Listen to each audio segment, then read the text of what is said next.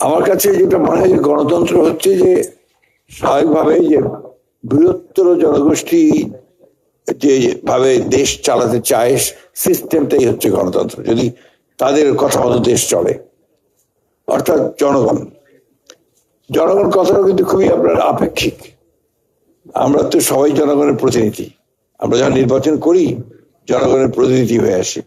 আওয়ামী লীগও জনগণের প্রতিনিধি এসেছিল, আপনার হিটলারও জনগণের প্রতিনিধি হিটলার হয়ে গিয়েছিল, তাই না? বিষয়গুলো খুব আপেক্ষিক। মোটা কথা আমি যেটা বুঝি যে গণতন্ত্র মানে হচ্ছে যে একটা দেশের মানুষ যেভাবে বৃহত্তর জনগোষ্ঠী যেভাবে চাইবে সেইভাবে দেশটাকে পরিচালনা করা, এবং সেটা একটা রুল বেসড আপনার নিয়মের মধ্য দিয়ে চলা। এটা আপনার মূলত নির্ভর করে যে আপনার কিভাবে আপনি এটাকে চর্চা করছেন। প্রতিফলন না থাকে তাহলে গণতান্ত্রিক হওয়া যায় না, গণতন্ত্র রাষ্ট্র গঠন করা 300, 400, 500 বছর লেগেছে। আমরা তো একটুতেই অস্থির। আমরা আপনার ঠিক উল্টোটা হয়েছে।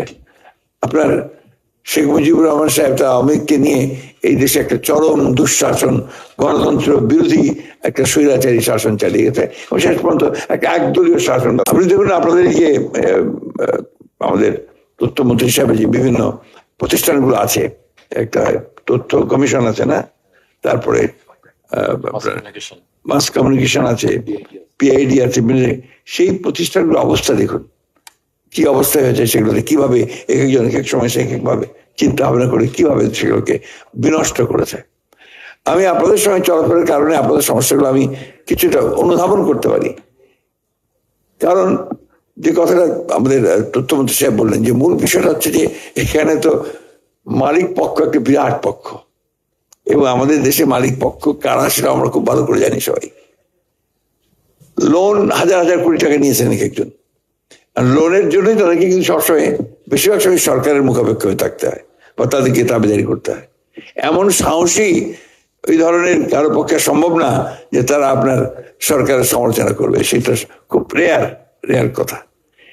তো এটা বাস্তবতা। এখানে যারা আপনারা আছেন চেষ্টা করেন আপনারা সবসময় যে সত্য কথাটা বলবেন, সত্য কথাটা লিখবেন, কিন্তু সবসময় তো আপনারা পারবেন না।